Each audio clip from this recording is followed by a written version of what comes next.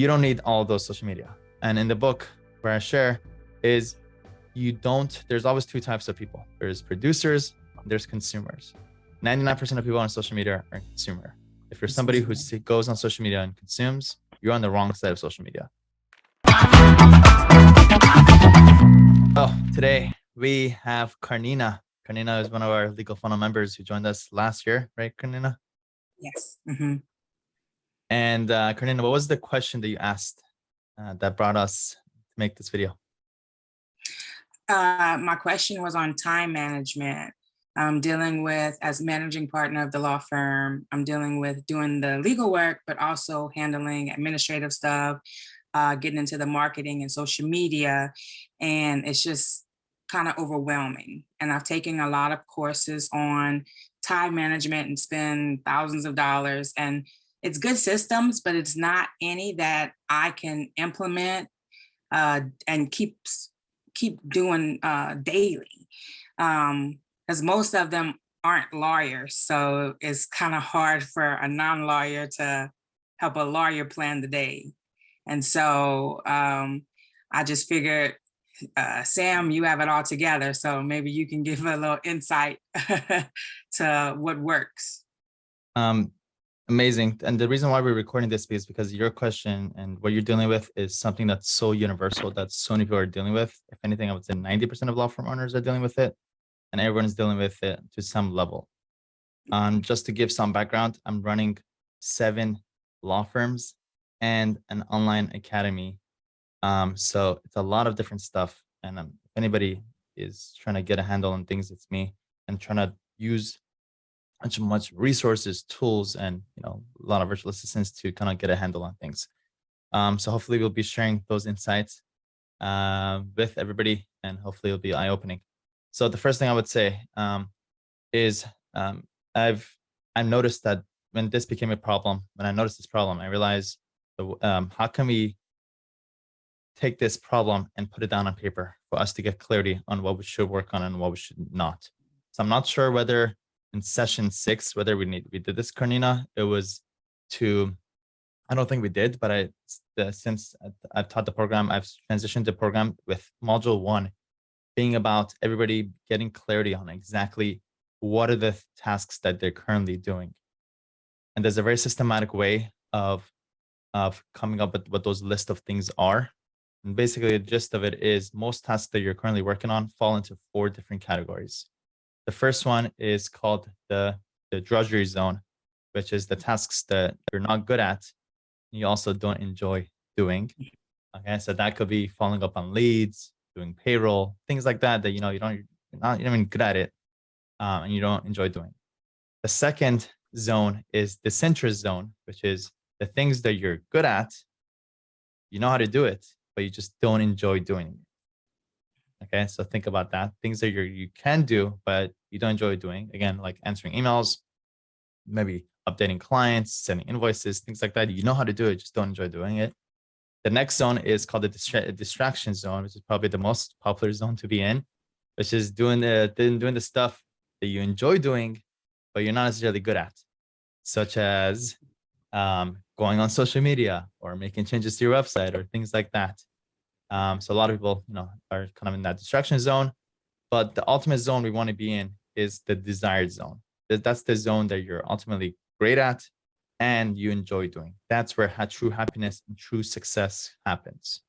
So since you're a part of our program, I'll share this worksheet with you and the accompanying video that comes with it for you to fill this out. This will be the first thing for you to do. Get clarity on exactly what those things are. Put it down on paper, and also gives a clarity on exactly, ideally, what you should be doing, what your desired zone is. And that basically our goal is to get you to work as much in your desired zone as possible.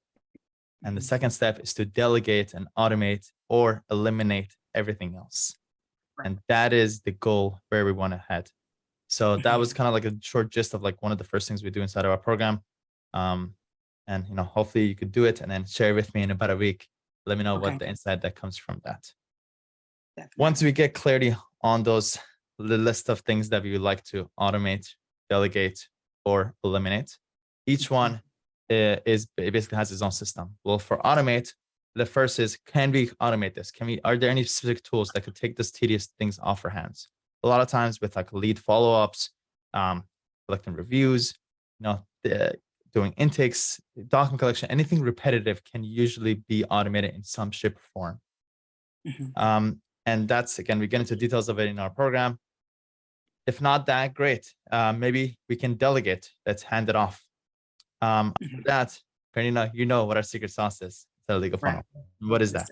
Virtual assistants. As many virtual assistants as possible, each one with their own defined roles, to get as many of those things off our hands. So let's make it practical for you. So Karina, what is one thing that you would love to get off your hands? Definitely the follow-up with leads, updating clients, things like that, because that takes a lot of time out of the day when I can be focusing on something else. Wonderful. And then usually the lead follow-ups is a pretty easy one to hand off and really high value thing to do. So that would be, there's different names: intaker, lead manager, client success manager, whatever you want to call it. One person in charge of signing up clients. Okay, that's all it do. I look at it as like pre-client and then post-client. So one person for pre-client and then another person just for post-client. Post-client is to onboard them, get the intake questions filled out, get all the documents, start the initial filings, whatever that is, to get it moving, basically. Right. So those will be like the immediate things that you look as soon as, again, we need to get clear on what those things are, and then at that point figure out what to delegate, automate, get those things off, or a lot of times, which we'll get into in detail, eliminate, which I think requires a full conversation. Basically, let's talk about eliminate. So first thing, in the new book that I'm writing, I basically came up with a list of the top 3 distractions that we all have as law firm owners. First one is by far the one that distracts us the most, is by far email. Your email. How many hours, Karina, do you think you spend in your email inbox? Half my day is an email, at least. Okay. At least. So let's talk about that. So for email, let's have a new rule, Karina. We need to have a new rule that you cannot have your email inbox open throughout the day. So go ahead on your paper, write rule number 1 of email management. No having the email inbox open throughout the day. It's a rule you have to make, no matter where it takes. And the mindset is nothing's gonna happen to anybody. I mean, I don't want to be so vulgar, but no one's gonna die. None's gonna happen. So close your email inbox. That's the step number 1. Step number 2 is to have scheduled time where you do check the emails. And first, you could start off with 3 times in a day. Okay. So ideally, I don't like starting off your day with emails, because at that point you get lost. Usually you want it to be like an hour, 2 hours into your schedule. So what time do you work, Karina? What time do you start working? The office is from 8 to 5. Typically, I'm about there like 7:30 or so. Yeah. How long do you think you could be in like a good desired focus mode on your most important, valuable work? I'd like to do it because I'm really fresh in the morning. So I like to try to do like 2 or 3 hours in the morning on the big things. But like you said, using email initially when you start your day, like it just throws me all off because something comes up now. Is this fire? So I can't do this. And it just throws everything out of whack. Correct. So yeah, I can see that. So new rule, no emails until 9:30. No matter what. I don't care who you are, what it is. Right. I'll get to it by 9:30. So yeah. And what you want to do in your calendar, you have a calendar, right? Yeah. Which calendar do you use? I use Google. Google Calendar. Perfect. That's the calendar that I recommend and I use myself.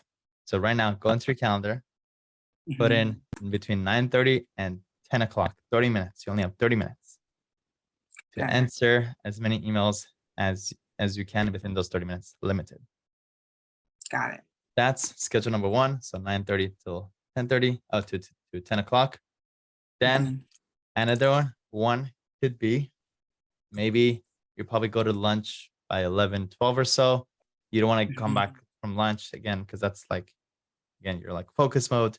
I would give it like an hour after that, then an hour into after your lunch. Then that will be another 30 minutes, max 45 minutes, not longer than that. You should not be doing answering emails for more than 30 minutes at a session. Another 30 minutes for that. And then one, if need be, at the very end, the last 30 minutes.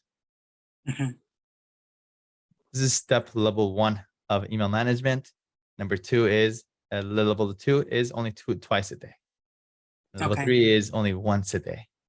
I know it sounds very radical, but you kind of have to kind of put yourself under this like strict regiment, and kind of force yourself. And just to share with with the people that are watching, I went through this regimen first 3 times, 2 times, then once, then built out the systems that we share with inside of Legal Funnel with Karina's and exposed to creating templates and sequences and labels and rules for things to get. That's a whole different conversation. We're not getting into it.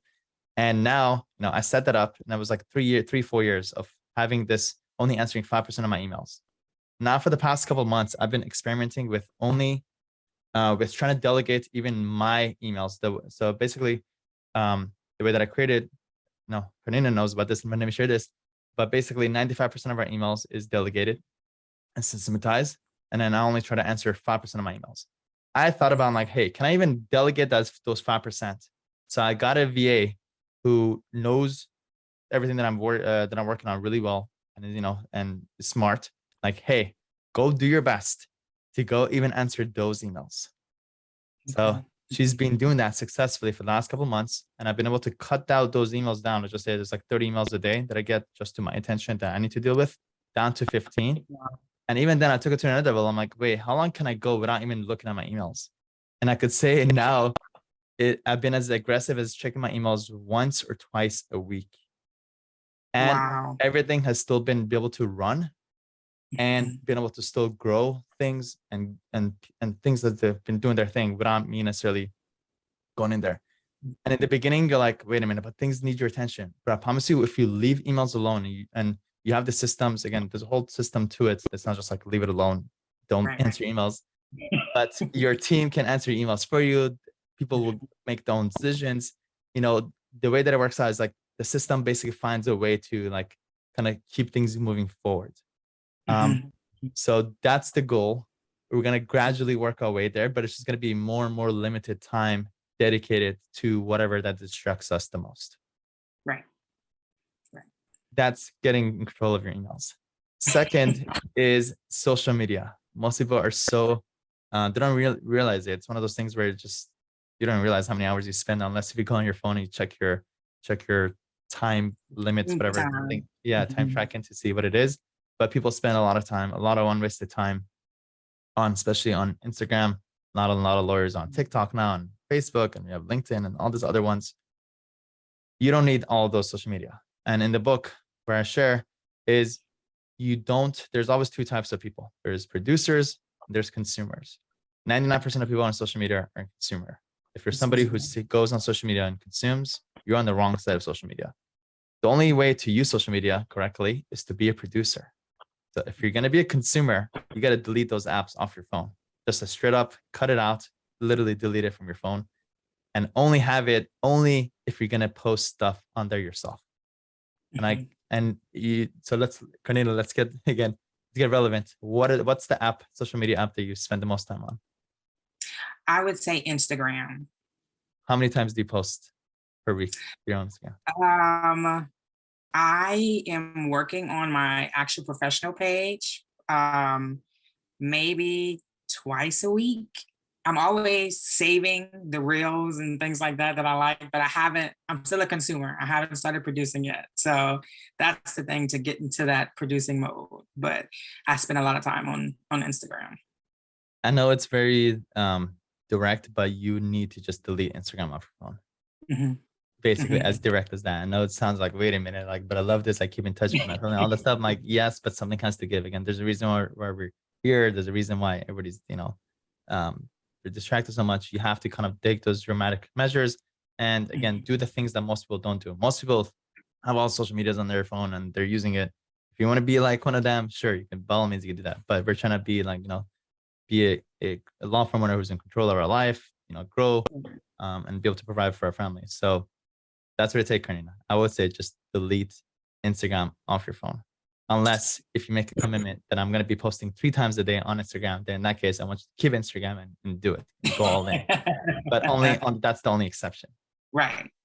Only producing. Right. Okay. So rule number 2, delete Instagram off your phone. Right. Hmm. And then the third one, I believe, trying to remember, it was email, social media. The third one, I believe, was teaching lawyers how to turn on focus mode on your phone. I'm not going to get into it right now, but I believe that I posted a video about this on our YouTube channel. I believe the video was called "How to Be Like a Happy Lawyer," something like that. But long story short, if you have an iPhone, there is a way. You go to settings and click on focus. There is a way that you can turn on do not disturb mode throughout your work schedule. And I have it set up right now from 5 a.m. to 5 p.m. every day. I do not receive any phone notifications whatsoever, unless if it's coming from specific people that I want to get notified, such as my spouse, maybe not my friends, but my spouse, and sometimes the directors of the law firms, like, high level people, Right. or specific apps that may need my attention, such as like my bank, find my iPhone, things like that, Google Calendar, things like that. And I basically have this, it's auto enabled every day between 5 in the morning till 5 p.m. that it automatically puts me in focus mode without me turning it on. If you kind of wait if you're the dependency for you to turn on every day, like sometimes you feel like you'll turn on, sometimes you don't. But if you just have it automatically, does it for you. It's a challenge that I recommend most lawyers to do just for 24 hours. And Karina, do you have an iPhone? Yes, I have an iPhone. Okay, And great. I use, I actually don't use the focus, but I have like the work mode. So when I'm at the office, it's on work. So I don't get any other calls or anything like that. Perfect. And so, Great. yeah. So, Great, but I'm great. gonna try the focus one. Yes. Definitely. Even take it to the extreme. Just no notifications, no text, no calls coming in. Something I'm not sure whether you deal with this, but there should be a point of contact or middle person between you and your clients and prospects and things like that. So you already have that established, correct? Yes. Great. So you're ahead of the game. A lot of lawyers kind of struggle with that. For some reason, you share your contact information with clients and they just call you or text you whimsically or whenever they feel like it. That's not sustainable.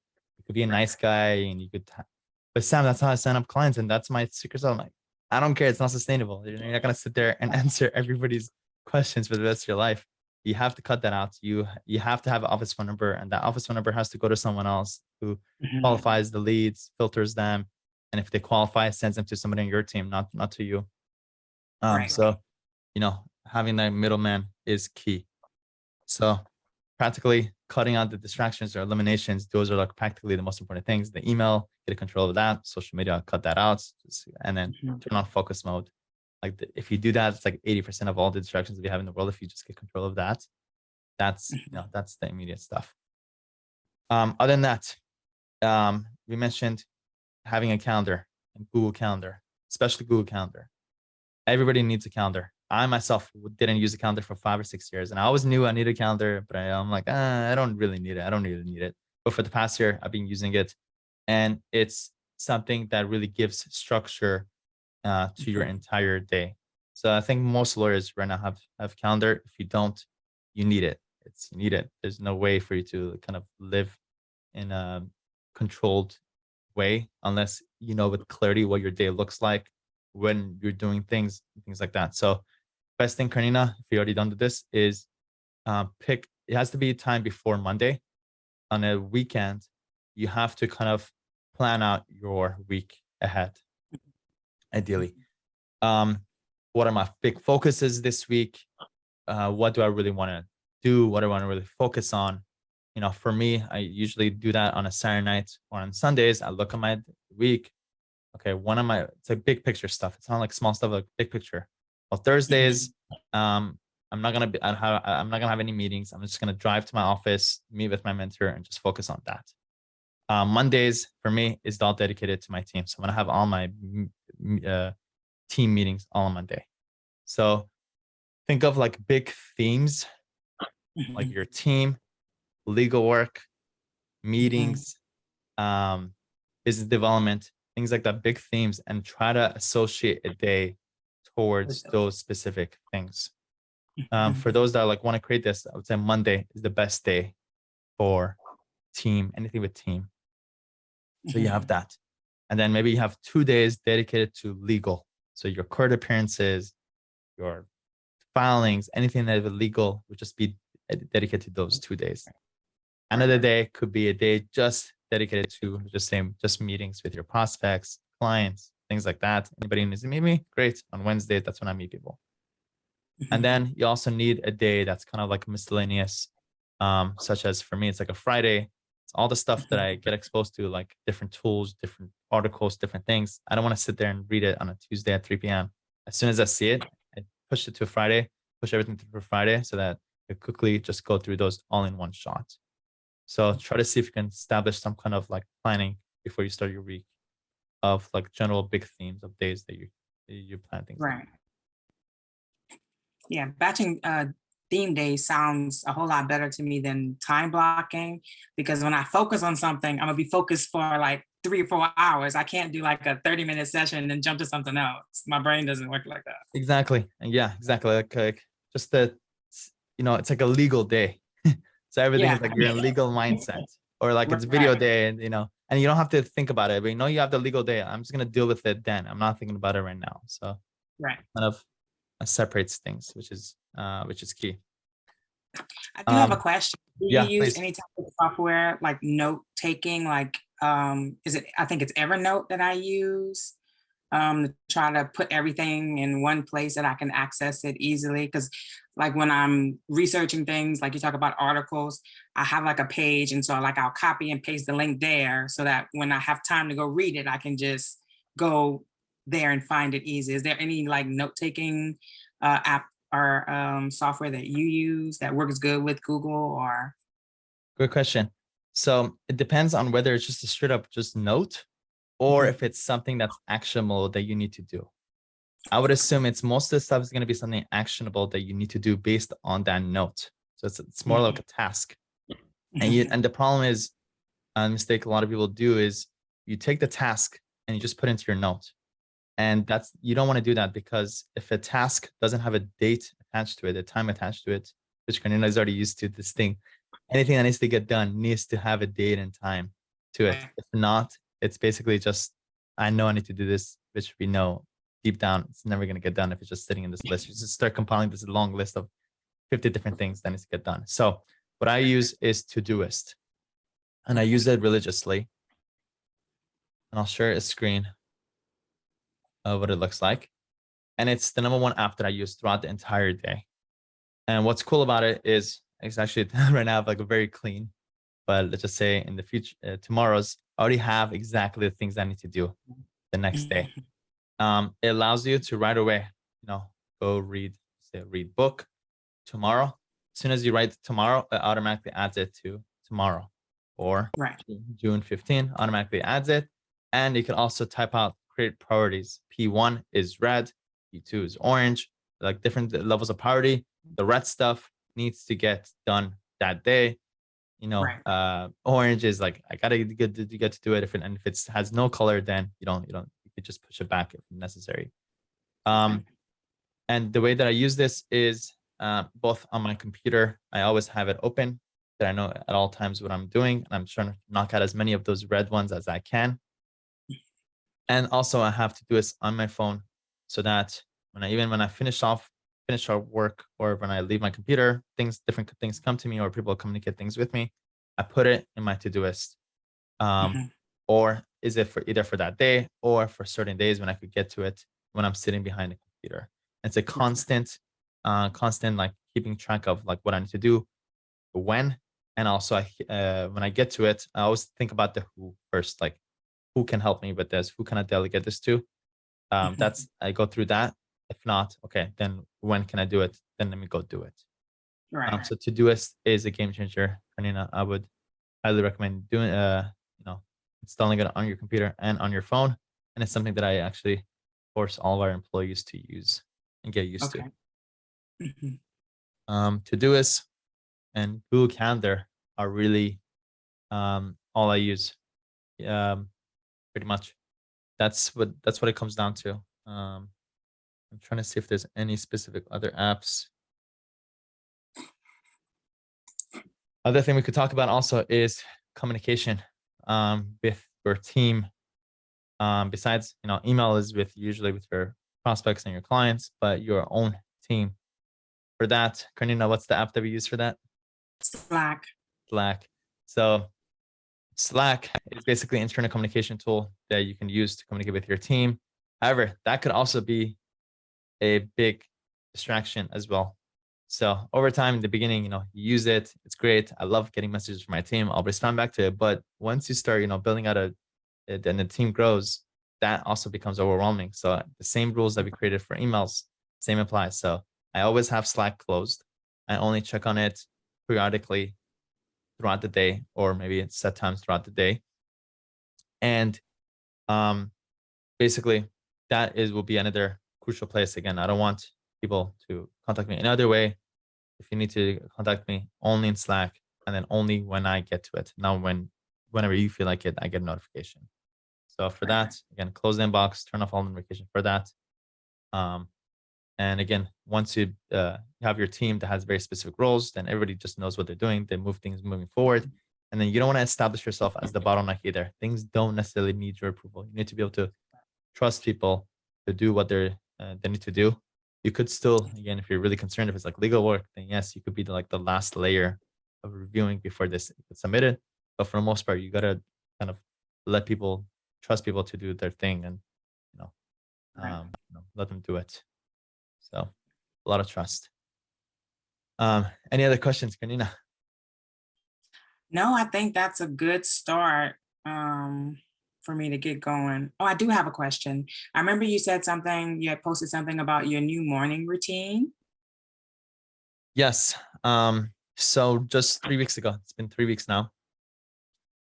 It was triggered by, actually, I always knew I was going to build up for it, to waking up early, having a good morning. But I knew it wasn't going to just happen. Just like wake up early. I realized waking up early is more about sleeping early. So, and then when you sleep early, what are the triggers that makes you want to sleep late? So I think, let me try to talk this out, like the way that I started thinking about this. I read Tony Robbins' new book called Life Force. It's an amazing book, but one cool idea stood out to me. And it basically said, whenever you have a problem, don't try to fix the symptoms. Find the problem and fix that. So I realized if I'm waking up late, then that's the symptom. But what's the problem? And I realized the true problem was actually being on my phone late at night and taking my phone to the bedroom and basically, being on social media. So the first thing I cut out, the first change that I did was I made a promise to myself, I'm going to leave my phone on my desk and then go to my bedroom and sleep. So a lot of people kind of struggle with this. If you're looking to, have a good morning, think about the night before, think about how you build that momentum. So that was the first thing. I did that for like a week or two. Then that kind of forced me to sleep earlier. And the next level was to start waking up at 5. Now I wake up at 5:10 in the morning, which has been surprisingly much easier than I thought, because I still sleep relatively a little bit late, but it's been easier than I imagined. And now I wake up at 5:15 and I actually start going to synagogue, at 6 a.m. And there's a class. And there's about 30 young people who show up to learn from Gemara, which is this high level kind of very old book, 2,000 years old book, for 45 minutes from 6 to 6:45 in the morning to basically learn. So by the time it's like 6:30, imagine my mind is already like, going, it's already kind of getting warmed up. Then from 6:45 to 7:30, prayer with 20 people. So I get my little, social time at that point. Then 7:30, drive out to go swimming. I started swimming for about 45 minutes in the mornings. And then I get home by about 9:30. Then my first meetings and things start by 10.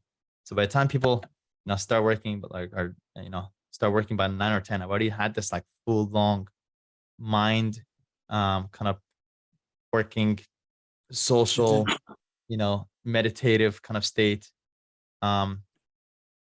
And, you know, I guess the lesson is, you know, you don't want to just wake up and just slouch and like, now get on your Right. phone and just start thinking. So it's about having at least 30 minutes of your time where you're kind of relaxed in a relaxed state.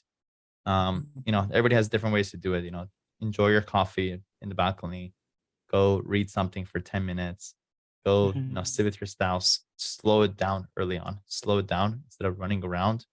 Just spend Right. 30 minutes of just like slow it down. That's what it comes down to. Um, so that's kind of what my morning ritual looks like. Before that, I used to have even a more strict morning ritual. I was really into self-development a couple of years ago, where I would read for 20 minutes, then I would do 5 minutes of visualization. I would do like 5 minutes of affirmations.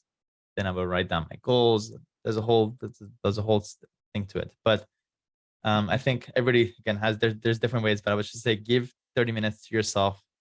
And the time should be yours, not anybody else's. Do what you enjoy doing, slow it down. So Karina, I'm gonna throw it back to you. So what's something that you could spend 30 minutes on in the morning that could kind of get your juices flowing? I think it would be drinking tea with my husband in the morning before my son wakes up, my 2-year-old, because when he gets up, it's just chaos getting him ready for school and everything. So I think sitting with my husband drinking tea in the morning would be a good start. Amazing. In what setting? On the balcony. Nice. For how long? 10 minutes. Of what time? And I think we're gonna start at 6. Maybe we'll push it a little bit earlier, but try to start at Okay. 6. I say you deserve more than 10 minutes. Let's do 20 minutes. So Okay, from 20 minutes. 6 to 6:20 tomorrow, Mhm. you're gonna enjoy your time. And it's again, whenever you're trying to build a habit, you're gonna say, I'm gonna do 30 minutes, 30 days of 1 hour of coffee with my spouse. And it's at 10 minutes or 20 minutes one day. See how that goes. You're gonna love it so much, and that's gonna build the momentum for day two. And you only take it one day at a time. So Right. tomorrow, let us know how that goes, and you'll see like the momentum for the rest of the day. You're just like happier because you did it on your terms, not based on a call or email that you got. And Right. trying again, not checking your email in the morning until what time? Until 9:30. 9:30. Good. 9:30. Yeah. Good, good. If you do that, you'll see. And if you put on the focus mode on your phone and you get rid of Instagram from you instantly, you're like, whoa, that would make, it seems very subtle. It's like, it sounds silly. It's just Instagram, remove Instagram, but it really practically makes a huge difference in your Yeah. life. Okay. And yeah, Well, thanks, Sam. I really appreciate your time with this. And I'm going to go through the worksheet. And so you should be hearing from me by the end of the week with my yeah, little please list. do. I'll be sharing that with you. Turn it back to me. Turn it back to me. Take a scan Okay. or send it back to me. I'll review it with you, see what we can delegate, automate, or eliminate, or stop doing. And I think that will give the clarity exactly what you need to do going forward. So Karina, thank you so much for bringing this question. Hopefully you got value from this video. If you did, please give the second to give this video a like. And kind of as soon as Karina, as soon as I saw you post this question, I'm like, great, let's make a video out of it. So if you're a lawyer who kind of has these high-end kind of cool questions, let me know so we could talk it out and make a cool video out of it. All right, thank you so much. We'll see you in the next video. Awesome.